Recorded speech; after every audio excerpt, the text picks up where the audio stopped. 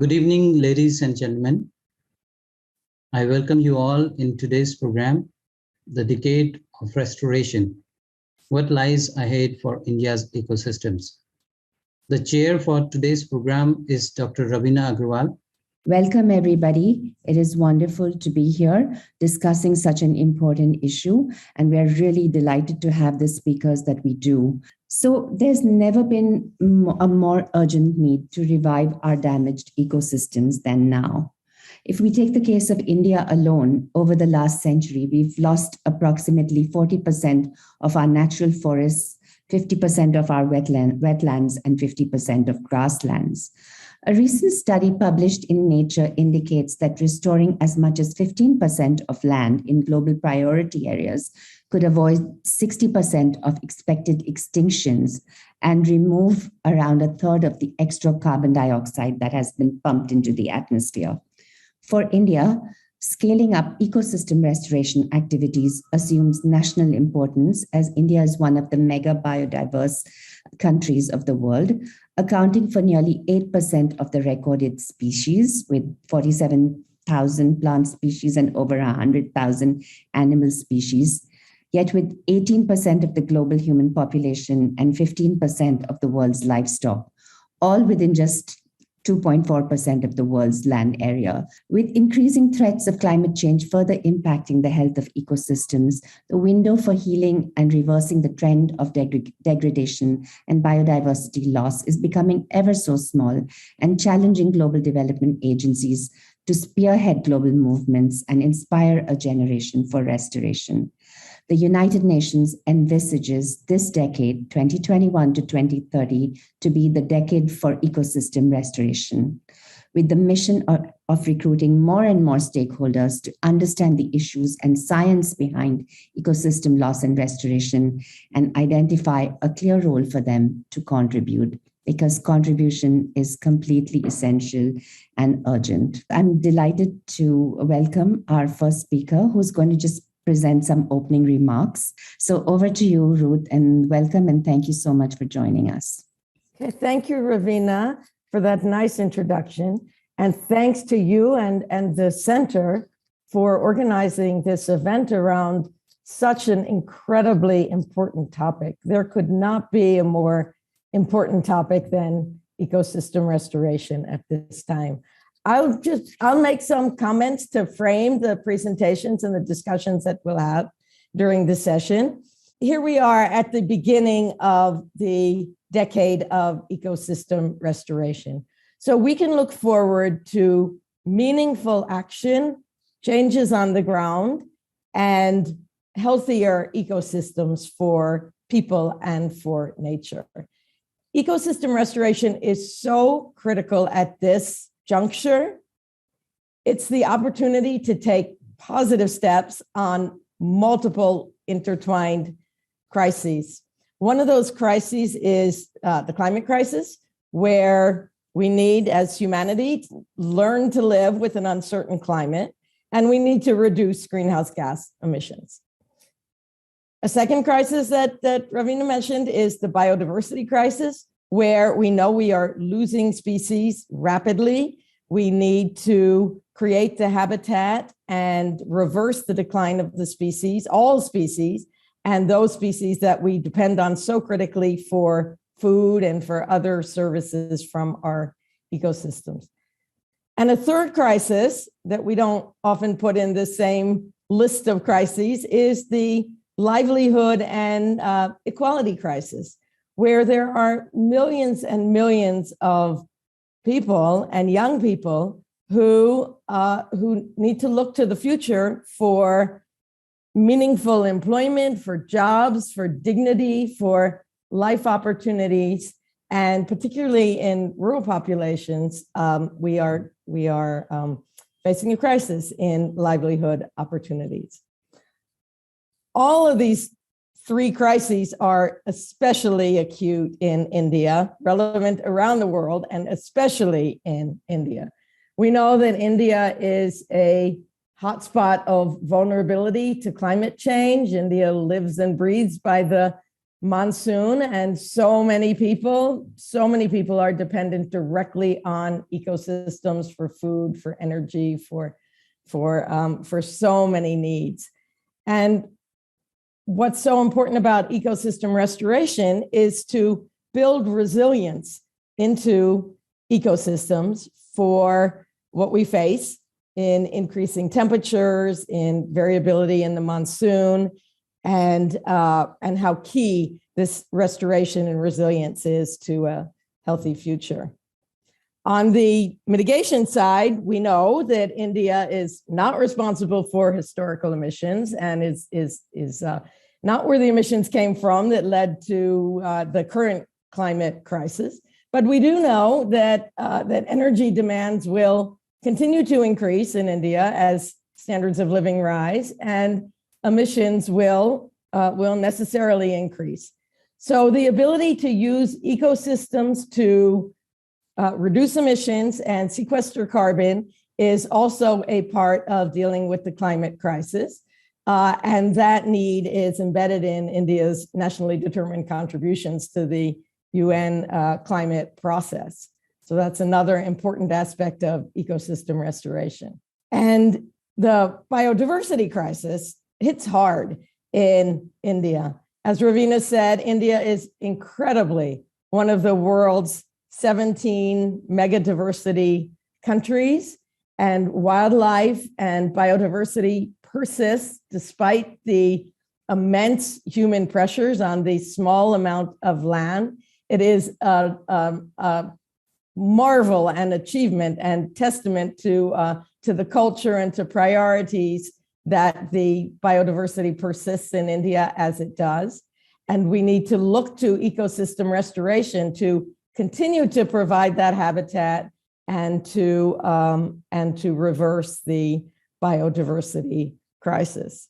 With livelihoods and equality also very acute in India. India, as we all know, has a relatively young population that is looking for employment opportunities, 70% of the population being rural, meaning many people depend on agriculture for livelihoods.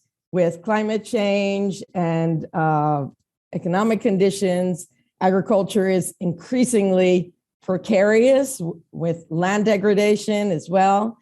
And ecosystem restoration is critical to providing the healthy soil, the healthy diversity, the healthy ecosystems that can make agriculture resilient and a reliable source of employment and dignity for livelihoods and the millions of people that will be looking for these opportunities currently and in the future, looking to these opportunities in the future. What's so exciting about ecosystem restoration is that it goes beyond talk.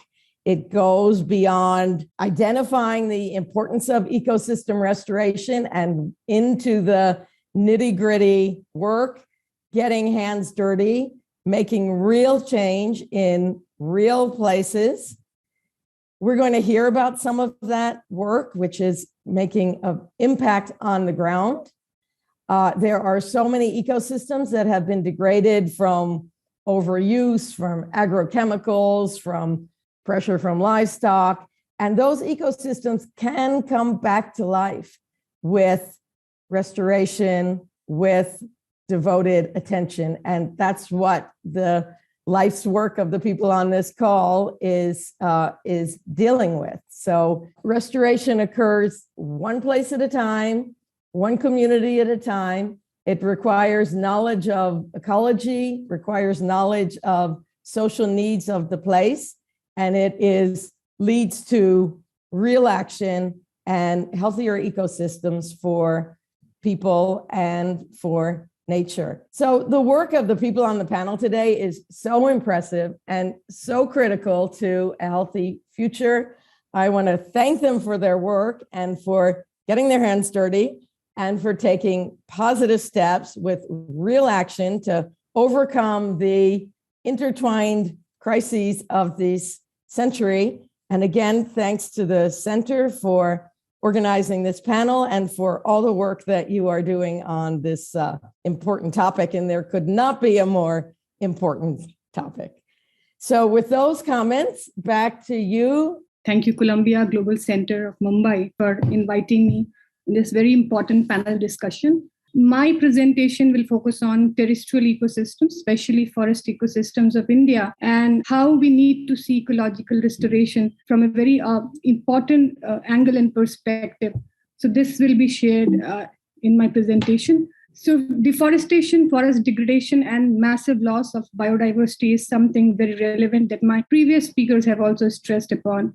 And if I talk about global statistics, about 75% of terrestrial environment is already severely altered. And the mega drivers are climate change, land use, land degradation, and both direct and indirect drivers, as mentioned by IPBES Global Assessment Report that was released in 2019, that has stressed that human actions are actually accelerating the way how climate change is shaping up our planet. So urbanization, mining, change in land use, these are all important drivers that are shaping up our ecosystems, especially forest ecosystems.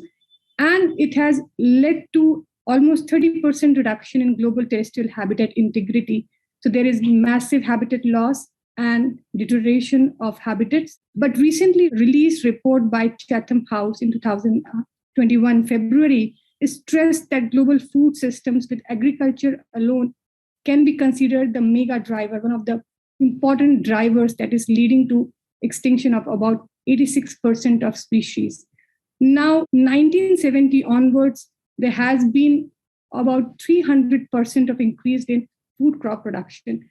And this is also because of, to fulfill the demands, the nutritional and food security demands of the massive population rise that is been seen in last few decades. And there has been also almost reduced productivity from these agricultural land, that's about 23% due to land degradation. If I talk about India, there is excessive cultivation, soil erosion, and deforestation as mega drivers of land degradation. Now, it's very important to understand the way we were doing agriculture earlier and the kind of agriculture that we are doing now is very different. We are pumping a lot of chemical fertilizers, persistent organic pollutants, and also intensive use of and dependency on groundwater is leading to other related loss of water resources and biodiversity that my forthcoming speaker of this panel will discuss. I should not miss to also mention that socioeconomics and demographic trends are heavily influencing the consumption patterns that we are seeing now. And this has subsequent environmental implications. I'll take this very important example from Western Himalayas, where a lot of my work has focused in last almost 1.5 decades. If you see the kind of socioeconomic poverty that is resulting on excessive pressure on remotest and one of the most fragile ecosystem in mountains, be it alpine ecosystem or moist temperate forest ecosystem, there has been a tremendous increase in this pressure, be it for cordyceps, that's called Kida Jadi and has a lot of demand in Chinese markets, or lichen trade. There is this excessive demand that has influenced consumption patterns and dependency on these natural resources for livelihood. So this is also shaping up the forest ecosystem, but unfortunately, we are not giving any serious understanding and research to this important driver. So while forest degradation, deforestation will lead to calamities, a lot of vulnerability and increasing disaster risk for Himalayan ecosystem, and it will also reduce flow of a lot of ecosystem services that are required for subsistence, livelihood, and lifestyle of local people. It will actually enhance women drudgery.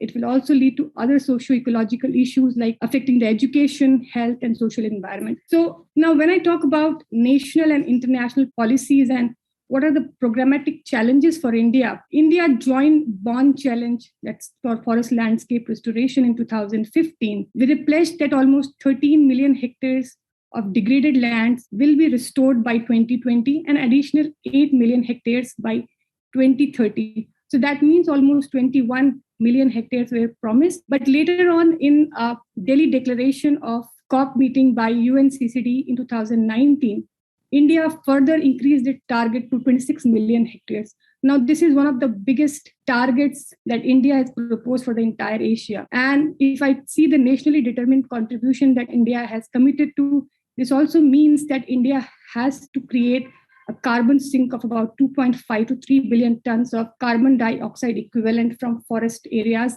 and tree cover.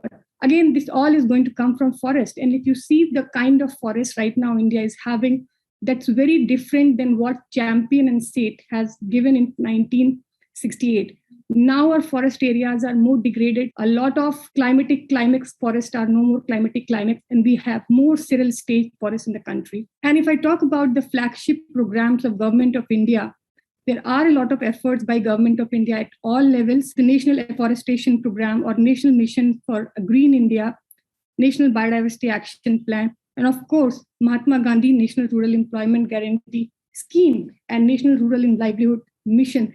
They all are contributing to fulfilling the promises of India to achieve the restoration targets. Now, one of the important aspects of this entire slide is that whereas India has almost 29.32% of land that is degraded, while our restoration targets are only 5% of for restoration. Now, there is a huge gap if you see. So there has to be more efforts at all levels to actually fill this gap of almost 28.3% of degraded land to be restored in future. One of the important aspects is also that India has been forerunner in having its national agroforestry policy in 2014. Now, India has a special focus outside forest areas, outside natural forest areas, and these are tree outside forest. Agroforestry is one of the important traditional practice. Apart from the urban forest areas, avenue plantations, parks, horticulture, and all those types. So this is a very important step if I consider talking about tree outside forest. And India is trying to simplify the strict rules against felling and transporting trees that were considered a barrier for farmers to grow trees in their farmlands. There is still a long way to go when we talk about agroforestry policy and realizing the benefits on ground. But this is a great step taken at country level. And this is further strengthened by SARCOPA, the South Asian Regional Cooperation for Agroforestry Policies. So getting influenced and motivated by India's agroforestry policy, Nepal, Bangladesh, Sri Lanka, Bhutan, some of them have already developed their agroforestry policy. So this is a great step. And now there will be a lot more efforts on ground. One of the areas is corporate social responsibility mechanism, inviting the corporates and private funders to identify funding and include this funding for agroforestry research and agroforestry-based restoration practices. Now, still there are a lot of challenges for restoration to have success on ground. If I talk about global challenges, monitoring has been considered very important, not only at global level, but also at country level, where we do a lot of plantation, but how to monitor what is the success rate at ground. Then financing restoration implementation, still a lot of money to restoration is coming from public funding schemes. And then involving a lot of people, different stakeholders. Dr. Ruth has already mentioned about a lot of people who are young, a lot of people who require livelihood. So connecting people, identifying areas where there can be more incentives to strengthen people's involvement, community involvement, intergenerational involvement in restoration is something that will be very relevant to see. Now, the State of Finance for Nature report has already highlighted that there needs to be almost triple investments in nature-based solutions by 2030 and 4 times by 2050 if we are actually very serious for resolving the planetary crisis of land degradation. And then public funding, as I mentioned, is almost 86% that is coming to restoration and conservation of nature and natural resources. But there is a long way and there is more need from private sector finances and engagement to significantly scale up. Now, as mentioned by my previous speaker also, there is a need of a lot of multidisciplinary and diverse group of researchers and different diverse group of stakeholders to get involved in restoration. It should not be considered responsibility of government, forest department, but there are a lot of academic organizations, a lot of different researchers, women, communities, youth, indigenous communities, they should be part of this. restoration effort. Now, if I would like to highlight a couple of challenges for sustainable land restoration in India, I think one of the most important is lack of multi-criteria optimization approach to identify priority areas for restoration. We know a larger part of the country is degraded, has a degraded land, but at the same time, we need to understand that a lot of high-value ecosystems, your mega biodiversity centers in Eastern Himalayas, your islands in Western Ghats are also getting degraded very fast because of a lot of developmental projects, agriculture, horticulture, and so on and so forth. So like Rome in Bond Challenge, the monitoring approach should be, kind of multi-criteria optimization approach should be developed for the country as well to identify our finances, the government funding, where should be the priority to invest and how it should be used. Then in last few decades, of course, we have developed a lot of good understanding on species structure, but we are still not very sure about what are their functions and what are the socio-ecological interlinkages, what are the ecological succession patterns for different biogeographic zones. So that's where the academicians, the scientists, the ecologists, the botanists, they can play a very important role. Now, one of the important issues is also that we try to implement similar kind of solution to different agroclimatic zone, to different biogeographic zone, planting similar kind of species that are fast growing and high biomass yielding. Then lack of people-centric approach. We still don't consider indigenous local knowledge systems that have been gathered for last so many decades and hundreds of years to be part of this restoration program. And that's very important to be included. A shortage of legislation and policy, especially the ones that can incentivize ecological or ecosystem restoration by communities. Convergence is one of the important area. We lack a lot of coordination among various government line departments, agriculture, integrated watershed management, forest department, they all are working on so many similar tasks, but there is a lot of lack of coordination, and hence the funding goes to different departments without having a kind of convergence to implement these solutions. Monitoring is again an important area, monitoring post-plantation care and insufficient long-term research. There has been a lot of forest department doing a lot of research, a lot of plantation in different states, but how are we actually using this long-term database, the big data that is being generated by forest department? So we don't have enough scientific outputs on them. So we developed this climate sensitive restoration planning, and I was very pleased to see in one of the meetings with Maharashtra Forest Department that they are actually using a lot of artificial intelligence, the citizen science approach, and drone-based monitoring to do post-plantation, post-restoration monitoring, their restoration and plantation. But what has been still lacking in the planning phase is involvement of communities, involvement of local people in understanding what should be planted, where it should be planted, and why it should be planted. Researchers, their involvement and using modeling tools, I think that can be a big game changer to this entire restoration implementation program. And then implementation phase, how we link commercial enterprises to support sustainable land restoration, how we involve communities in mass propagation of indigenous species, how we involve them in land preparation and plantation so that they can also earn livelihood benefits. So these are some of the areas that we try to explore that can ensure that our restoration efforts are more climate sensitive and have more successful outcomes.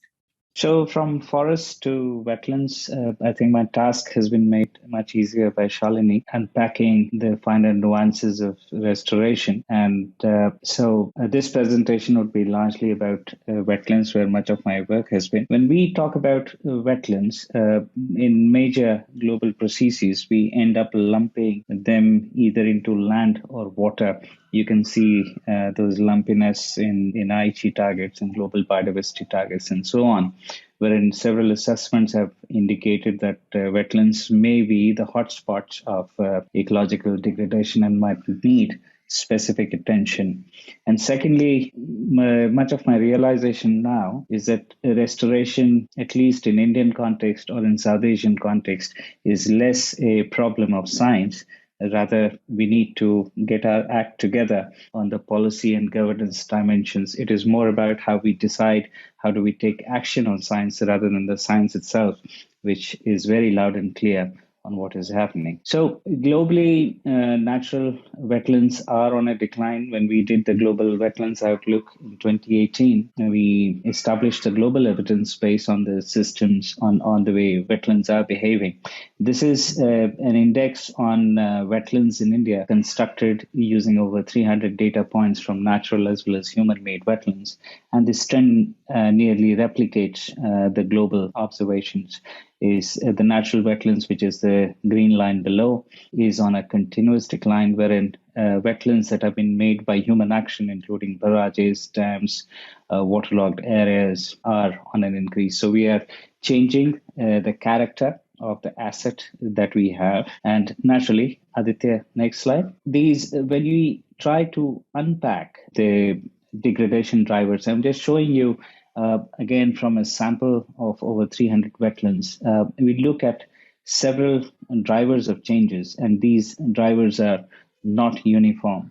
Apparently, I'm re-emphasizing Shalini's point that a one-size-fits-all approach might not work. Forever, in coast, what we have is challenges around sediment and water quality, where in Himalayan wetlands, we are more looking at challenges related to solid waste. So the degradation drivers, and I'm still talking about direct drivers of change, are very much differentiated across Indian wetlands. Over last 25 years that I've been working, I've seen the narrative of wetland restoration changing, and it's a real positive thing. So in 90s, when Siberian cranes stopped coming to India, to Bharatpur in particular, it made news headlines. These populations were possibly extirpated due to hunting pressure. There was a small population near Mongolia, Myanmar, Mongolia, that used to come to India, and it stopped coming. And that became the wetland crisis story, was a crisis of species and habitat. When I look at newspapers and the way wetlands are being discussed is more about water. So last couple of years back, when Chennai had to take a train to bring water to the city, to the parched city, I could see now people realize the value of wetlands. And these are all, snippets taken from the newspapers. So today, it is after Chennai floods. The headlines speak of Chennai losing its wetlands and thereby not able to store excess water and being flooded. Or, this story repeats in most of the mega cities, and especially these cities are also the hubs of economic development. So a storyline which began around habitats and species is now shifting close to being a crisis of water, a crisis of pollution. So essentially now what we are seeing is wetlands loss is no longer just a conservation challenge, but is a development crisis, and that reflects in parched waters, in increasing droughts. And now it is much closer home. It is no longer about esoteric species which come all the way from the cold, temperate regions to India. It is also about the basic sustenance of humans that is now in question. So amongst the wetland loss data that we have been seeing, what we have been able to pinpoint that urban wetlands have possibly seen a far higher rate of accelerated degradation than the other parts of the landscape. Data that my team has dug up from nearly 70 odd cities shows that for every 1 square kilometer increase in built up area, we have lost nearly 25 hectares of wetlands. So one part of the storyline is the rapid loss of urban wetlands. But what we are also seeing is that restoration pathways are seemingly becoming very different. Normally, one would expect, and what we have been championing is restoring healthy catchments to restore a wetland ecosystem, because if the catchments are healthy, wetlands also perform well. But with increased urbanization, there is also a challenge of sewage. And with only 1/3 of sewage, at least on papers, being treated, these sewage are ending up into wetlands. So it is not just a question of wetland being degraded. Wetlands are now in the urban landscape being seen as a place to park treated sewage, the volumes of which are so unsurmountable that we will need possibly to create more wetlands to store these, or at least nature would create create once. And several of the restoration stories that I see today are basically quick fix solutions to divert treated sewage or sometimes even untreated sewage to a wetland to claim that water levels have been restored and species would like to inhabit these wetlands.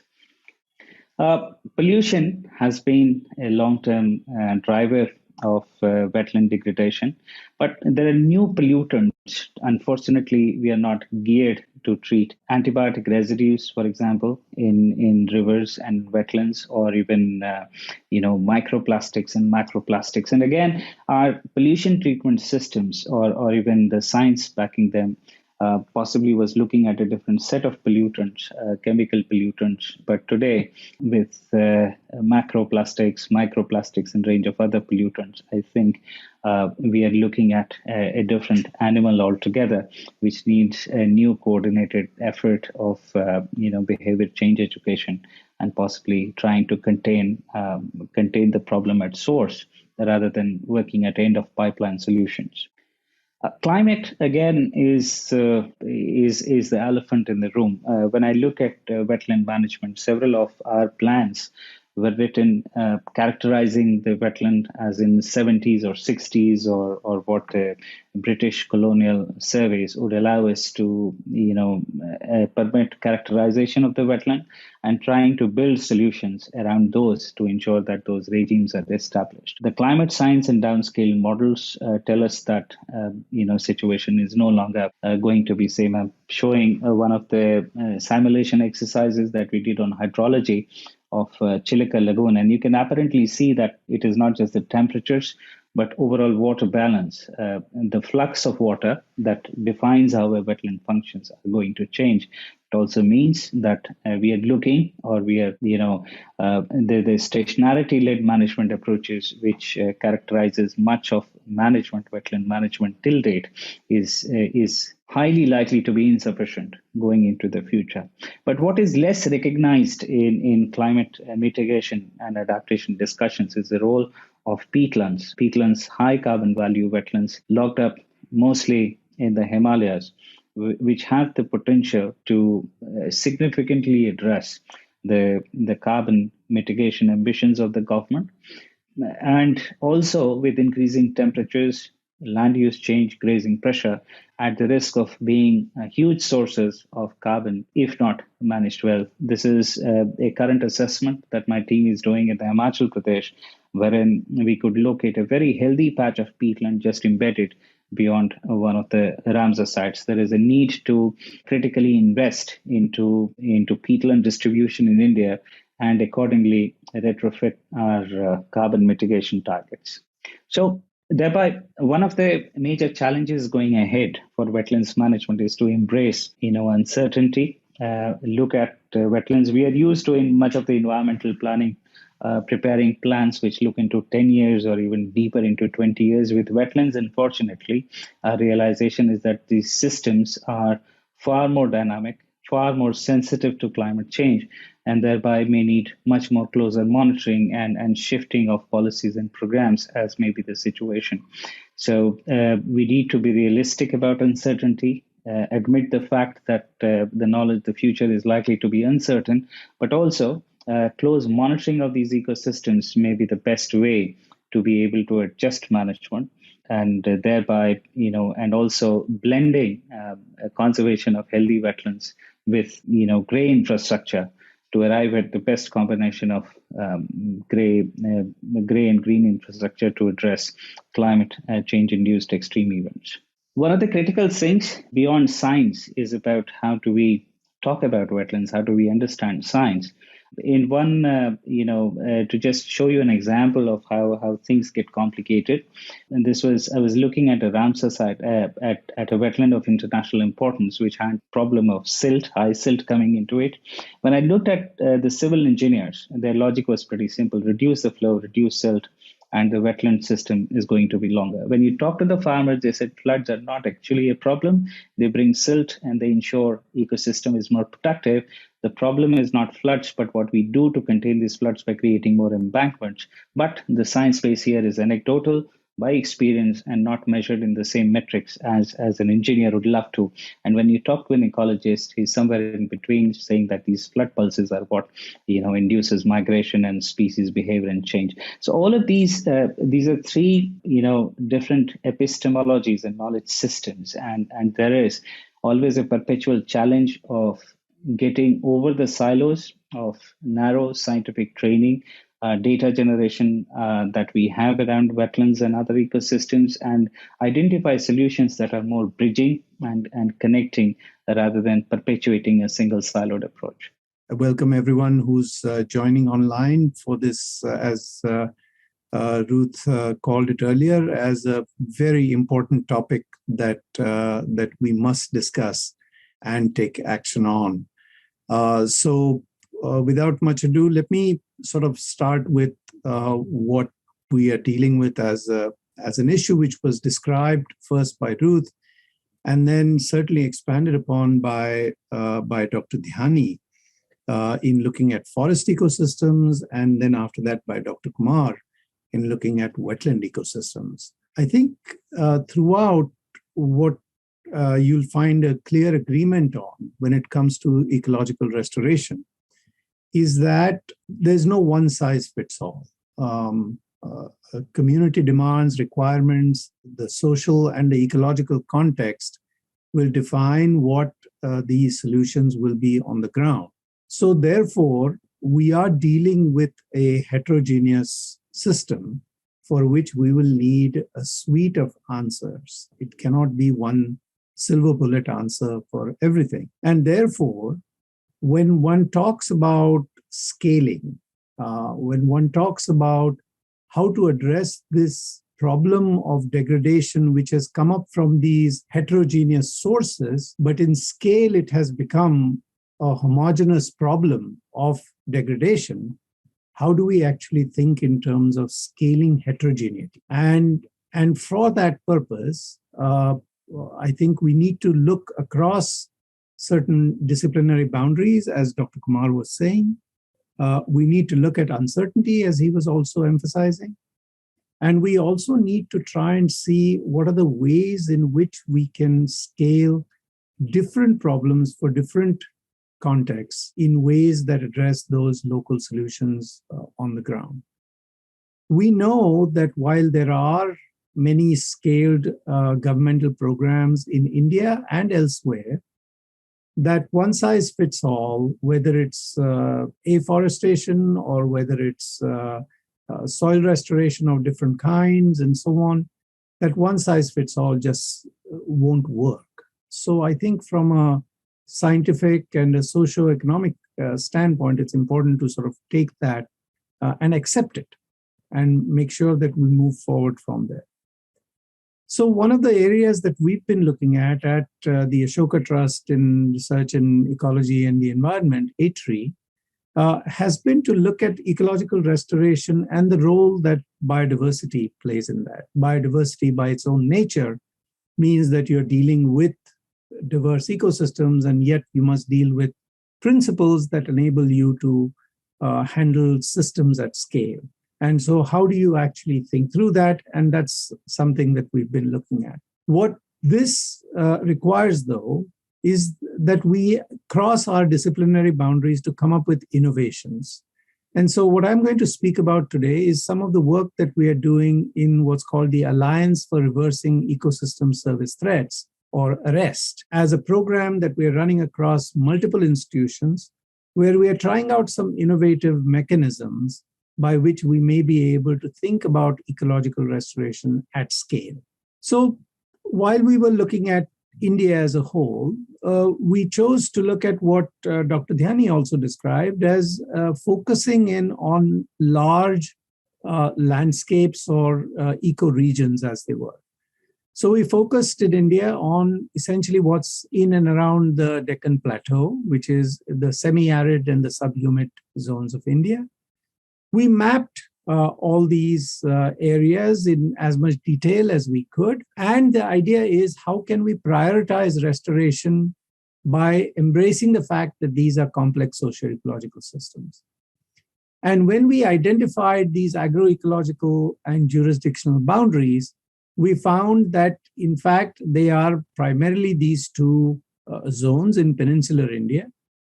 We also focused on areas which are outside the protected areas, focusing on commons and private lands, because those are the larger areas outside the smaller protected areas, which Dr. Dhyani spoke about so nicely.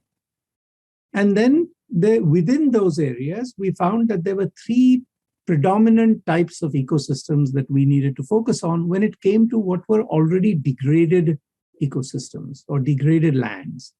They were degraded agricultural lands, open natural ecosystems, and riparian habitats.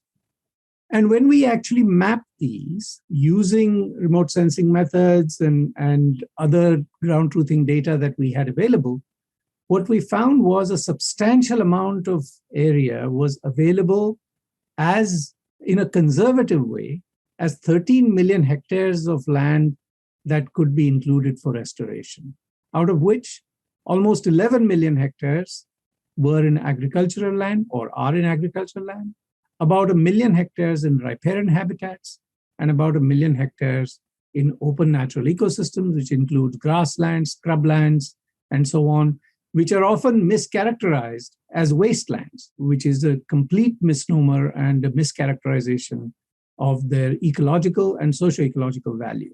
But those 13 million hectares do not include, actually, lands that are degraded, as Ruth was saying, due to over-fertilization. They are degraded due to salt intrusion, and so on. So we feel that the 13 million hectares, which is half of India's land degradation target, just in peninsular India, those 13 million hectares are actually an underestimate of what is available, and that can be addressed by ecological restoration. When we actually characterize this for the global climate meet in Glasgow, we found that at least 25% of our NDC3, which is for sequestration, could be addressed directly through this restoration, through above ground and below ground carbon sequestration that we are looking at. India's target, as Dr. Dhyani mentioned, is almost 2.5 to 3 billion tons, which is a very large target, but a substantial amount can be addressed by this 13 million hectares alone. Now, by aggregating these lands into these kinds of landscapes and ecosystems, we could then think about a limited set of options that could be applied in terms of restoration techniques to those particular situations. In order to do that further, we wanted to come up with metrics for detecting and for measuring what that land degradation was about. There are various definitions of degradation from IUCN to UNCCD and so on. We picked a number of variables. Again, the more details are available, and I'll share a website with you. I'll encourage you to look at those details. And the data sets, which are open, so we would be happy to share them. And a multitude of variables and indicators applied to estimate what that land degradation looks like. Broadly speaking, it includes areas which can be characterized either as browning or greening areas by applying NDVI mapping and looking at water erosion and water and soil erosion as the primary causal elements for the degradation that we are looking at. There are others, as I said, this is not a complete estimate, this is an underestimate, a conservative estimate, I might add, of what's available for restoration in just this area alone. What this helped us do is it helped us focus. It helps us focus into areas where we can actually prioritize sites for pilots. And as you can see in some of the charts over there, we are heading in that direction. And where we show the significant potential for focusing efforts for restoration. One of the ways in which one can look at this is to determine a multi-optimization model, as Dr. Dhyani was mentioning. At the same time, we also feel that these challenges require a certain amount of innovation, like the example that she provided about using local means for, say, slope stabilization or what have you, to to come up with local solutions. So what are the real challenges needed? I think all three speakers spoke about what needs to be done to actually take action. A lot of our problems, as Dr. Kumar said, are related to policy and governance that leads to action. So therefore, the ARREST team looked at the institutional governance alternatives for such a scalable approach to restoration. That includes certainly data-related work, which includes mapping of these institutional structures to understand what their budgetary allocations are, how their financial flows actually work, how their governance mechanisms are actually in place and can be in place. The second is how you can actually use dynamic tools which employ systems thinking, including things such as systems dynamics modeling and social network mapping, which will enable us to actually characterize the situation and come up with methods of localized solutions which can still be scaled. And lastly, for implementation, what are the institutional mechanisms, whether they are the biodiversity management committees or Manrega schemes or Gram Panchayats, which allow for participatory governance for such local interventions for ecological restoration. So a couple of key things that have emerged from this analysis, and again, all the data and a lot of the details are on the website, which I'll share with you in a moment. But two main things is that if we have to have community engagement, which is a must, based on local aspirations and local demands, then we must look at a people-centric approach where the interventions are driven by demand, so that we're not pushing solutions onto situations, but we are actually deriving solutions based on local demand. And I think the demand-sided approach, rather than the supply-sided approach, is very important, because otherwise previous experience, whether it's in the wasteland restorations efforts or whether it was in the watershed development efforts and so on, show that a solutions orientation or a supply-sided solutions orientation may sometimes not find the uptake and the participation at the local level because inherently there was no demand for it. So therefore, a demand-sided approach is something that we are focusing on. And secondly, in order to understand demand, you must understand the community aspirations. And so a number of our efforts are socio-ecological in nature, in terms of actually identifying what are the community aspirations to ensure that there is demand for it and that therefore there will be sustainability of the projects that result. So what are the innovations that are needed? We need catalysts, we need collaborations, and ultimately it has to lead to finance, because that finance will actually mobilize something, and finance occurs at scale. We have to acknowledge that. So when we scale heterogeneity and when we scale for finance, what all do we need to do in terms of innovations that need to be brought to the table so that we can actually get to action?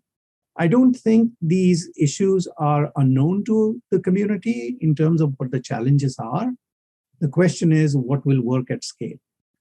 And so one of the first things that, of course, we need to look at is, as some of the speakers have spoken earlier, is to bring together the key stakeholders, both government and civil society, for coordination and collaboration. And there are different mechanisms that exist to do that. The second is to actually look at what finance is there and what finance is available. And you'll find in the data in our website that, in fact, the government is spending a fair amount of resources through their public finance schemes, as you can analyze through the union and the state budgets of the Finance Commission and CAMPA and so on, all the programs, that there are, in fact, many schemes, but it's almost as if the left hand doesn't know what the right hand is doing. I think it's really important to think about these in a mission mode, in a way in which we can actually target them and repurpose them and repackage them so that we have a common objective of restoring our ecosystems. In fact, our estimate shows that our transition cost to get from our degraded state today to a repurposed state, a restored state, with a transition period of about 6 years, the requirements are somewhere close to about 235 lakh crores over 6 years, about 40,000 crores per year. And interestingly enough, a large amount of the activities that are funded, say soil restoration, which exists across many ministries and departments. In fact, if they are repurposed properly, a lot of that finance exists. And lastly, we need to complement this with private sector investments. So what we are looking for is how do we actually expand the agricultural value chain and other restoration activities so that we can finance at scale the specific causes of restoration, such as soil erosion, microbiome loss, and invasive species. And with that, I just wanted to thank everyone for giving me the opportunity here to present the work that we are doing under this very exciting program in ARREST. The partners here, which are noted, including the World Agroforestry Center, or ICRAF, Columbia University, the Environmental Defense Fund, and the Foundation for Ecological Security, for working together with ATRI on this alliance that we've created over the past couple of 3 years. Thank you to all the speakers. I'm going to open the floor to questions. I'll start with a few of my own, and then please feel free, audience, to pose your questions. And so I'll start with Dr. Dhyani. So Shalini, this is for you. So looking at this goal of achieving 33% of the land under forest in a country like ours, how realistic is this target? I think as per my experience and understanding goes, I think with reference to the restoration targets that country has already promised at different Bond Challenge or UNCCD or through the NDCs, I think this looks very much that needs to be achieved to the time that has been proposed. But at the same time, I think this also looks for opportunities outside forest areas. Looking beyond natural forest to tree outside forest areas. I'm sure we are all convinced that most of these natural forest areas are getting open and more open as the development is progressing, as our energy demands are rising. We need more coal, we need more power, energy to run this country and fulfill the demands of the increasing population of the country. So at this particular time, I think this definitely is one of the challenging targets, but I'm sure if the right policies are there, right strategies are there, there are opportunities that if not 33%, at least somewhere closer to that target. And if we talk about climate justice, if we talk about the recent Glasgow discussions that happen and how the country is projected at international level, I think these kind of targets and the way they are projected through the Panchamrit, how Prime Minister of India has promised at global level, I think this looks a little challenging, but I'm sure there are opportunities, there are options. I'm sure if these ideas are mainstreamed, there are a lot of opportunities for coming decade, and I'm sure India will be able to reach somewhere closer to this target of 33%. If not in natural areas, I'm sure outside the forest, natural forest areas. Speaking about that, speaking about the natural forest areas versus going outside that. So if we think of promoting trees through avenue plantations or the green belt or urban parks, do you think of it as a socio-economically and environmentally well-evaluated policy choice? Or is it a no alternative? We don't have any alternative policy choice. I think you have very rightly pointed out, and I'm sure there are a lot of case studies and examples, not only WRI, but also our own organization have provided a lot of studies where it's very clear that natural forests are better ecosystems. They give you better ecosystem services. They can store more carbon in soil and biomass. But at the same time, we cannot ignore these plantations. Somehow or some way or other, they have to be part of this, the way this system and the forests are changing in this warming world. This plantation will take place. This has started somewhere during the social forestry program of the country in early 60s. And now so we are seeing the kind of evidence, like how they are different in the natural forest areas. So judicious choice of species, right compositions with the understanding the climates of the areas can definitely play a big role. I think it's all driven by community demands. We cannot say that people don't want tree outside forest areas. If I talk about the urban area, especially my work in Nagpur and Faridabad, the NCR area, I think there is a lot of demand-supply gap if you talk about blue-green infrastructure in these urban areas. So if you talk about WHO guidelines or UNEP guidelines for urban areas, there is a huge demand-supply gap. And that is where people think that they're not getting enough of green spaces and blue spaces that they are entitled to.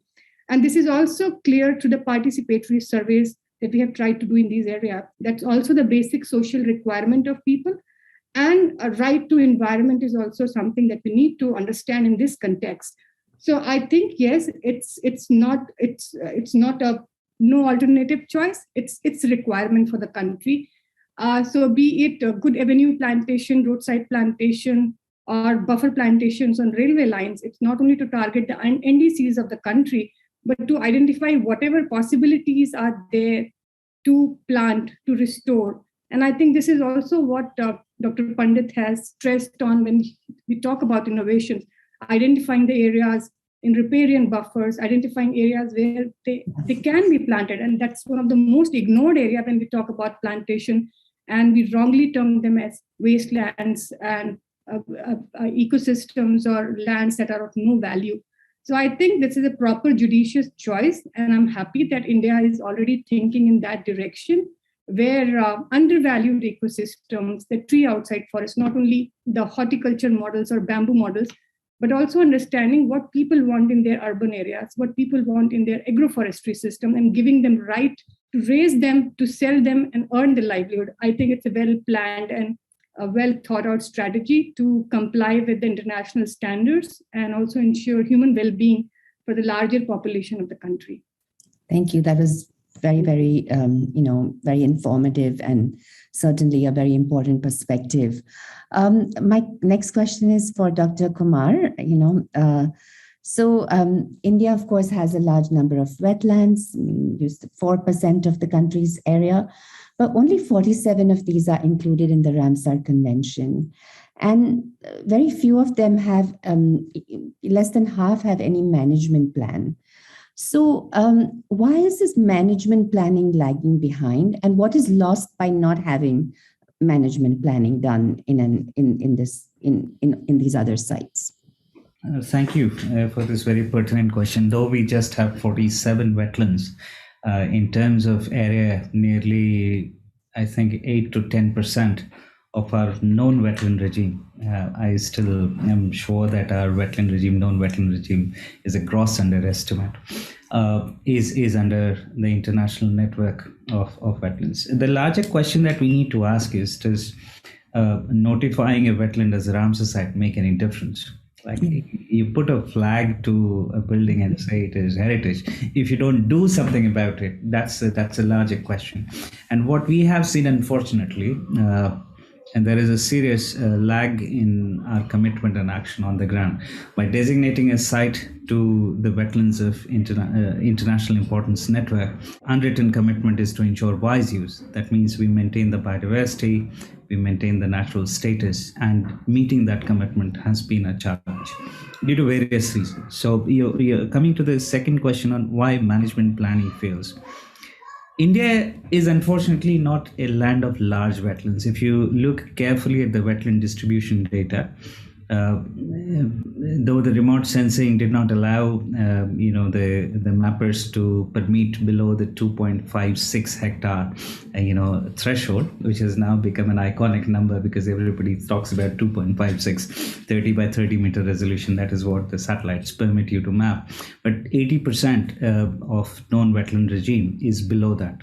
So India is not a land of large wetlands, and management plans are essentially an instrument to manage large complex systems. When you don't have an agreement, when the wetlands span, several jurisdictions, you need to have a common agreement. And that was where the natural progression of wetland historically in Europe, America, has been to look at these large iconic systems planned through multiple sectors.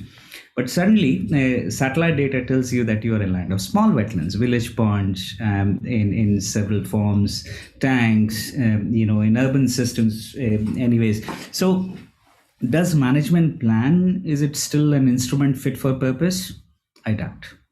It can work well for large systems, multi-jurisdictional systems. What we need today is more, sector plans which are sensitive to wetlands.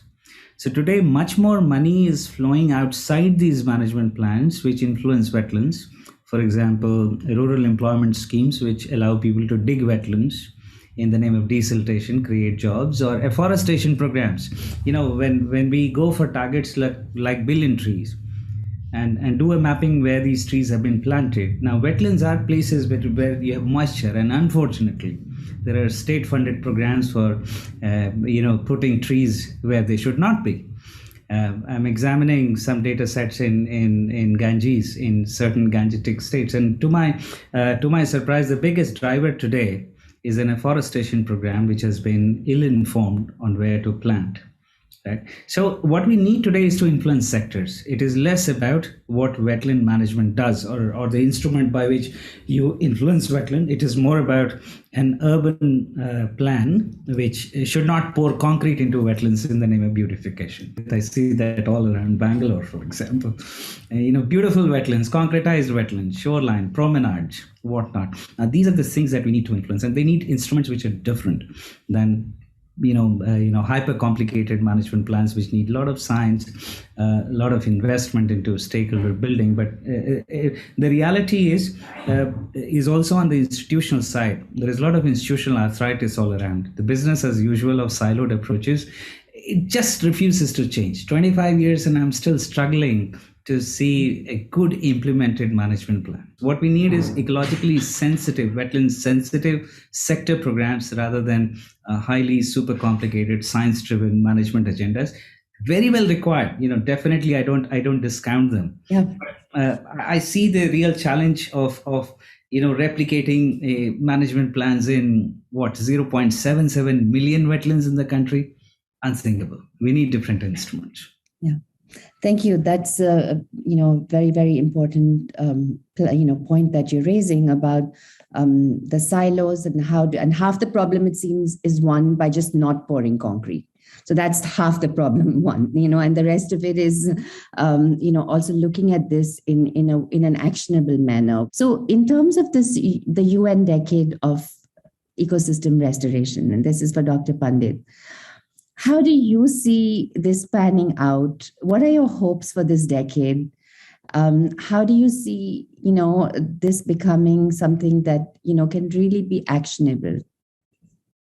I agree with Dr. Kumar that it's important to identify these targets, to identify the larger goals and objectives of countries and societies, because we are dealing with impacts at that scale also. But I think if anything, if the decade here is able to sensitize us to the fact that the solutions are local solutions, that they are driven by demand at the local levels. Mm-hmm. And therefore, as Dr. Kumar said, the instruments for delivery are very, very different from what you would look at as sort of I use the term again, but top-down solutions where just because you can you can look at the impact at a large scale, that means you tend to assume that it's a solution at a large scale. Mm-hmm. And it is scaling heterogeneity. That is at the core of what we must look at. And so if we are able to even sensitize people through that, demonstrate examples of how one can actually look at a system of heterogeneous solutions that can be institutionally scaled together, mm-hmm. not necessarily technically scaled together, but institutionally scaled together, so that the instruments that are available in what Lynn Ostrom would have called in a set of nested institutions which is where finance can be aggregated at a large scale to for all of us who think that solutions are available and applicable at a local scale. I don't think you'll find anyone saying no to that. Mm-hmm. But at the same time, we also have to acknowledge that finance has to be done at a large scale. Mm-hmm. So we are dealing with a very basic issue of what is the level of aggregation of a particular set of problems and for which a particular set of solutions can be applicable. And that's why I think it's very important to use the science and the data to try and classify the problems so that you can actually understand the demand for a certain set of solutions first before we come in and say, put trees on everything. So I think so if we come in with a one size fits all, which is where I think you have to be careful about things. And I'd like to comment a little bit on the idea about forests being better sequesters of carbon, as an example. No question. Okay, I wish we had pristine forests all over, but we don't. Okay, so I think to say, therefore, that everything should look like a forest and everything should have a tree in it, even if it is a grassland or a riparian habitat and so on. I mean, briefly, I would say it's a beautiful theory, but spoiled by facts. So how practical is restoring, when we think of restoration, how practical is restoring such wholescapes? Well, I think there are I think if you look deeper into this at the right scale, if we are able to aggregate correctly, I think wholescapes, so the concept of wholescapes is not then just contiguous geographic areas. These are essentially conceptual aggregations of local actions which have the same kind of problem characteristics, and they have the same kind of demand, therefore, for the kind of solutions that are available out there and that can be developed. So I think what we need is an institutional structure that can respond to those kinds of wholescapes rather than, identifying just a large area and so on. You have to dig in to say, within those large areas, what are the kinds of wholescapes that exist, and for which, what are the institutional structures that are needed to deliver the kinds of solutions or a menu of solutions that can apply to those wholescapes. Thank you very much. I'm going to turn over to you, Ruth, and see if you would like to add anything on this issue. Well, first, thank you for those excellent, inspiring presentations to Dr. Pandit, Dr. Dhyani, and Dr. Kumar. Very inspiring. And I'll just want to circle back to one of the questions in the chat, which is, if ecosystem restoration is such an obvious way to build resilience and improve possibilities for rural and urban areas, why doesn't it happen? Why doesn't it get the investment and attention? And going back to the points made by Dr. Pandit, governments and private sector are very adept at silver bullet solutions, rolling out investments, and making things happen at a big scale. We see that over and over again around the world. What governments and private sector are not so adept at is doing the messy work, the complicated work, the time-intensive work to understand and support what is required at a local level, building on the demand that's coming from people who live in these places and are in a very strong position to know what types of restoration will be beneficial for them.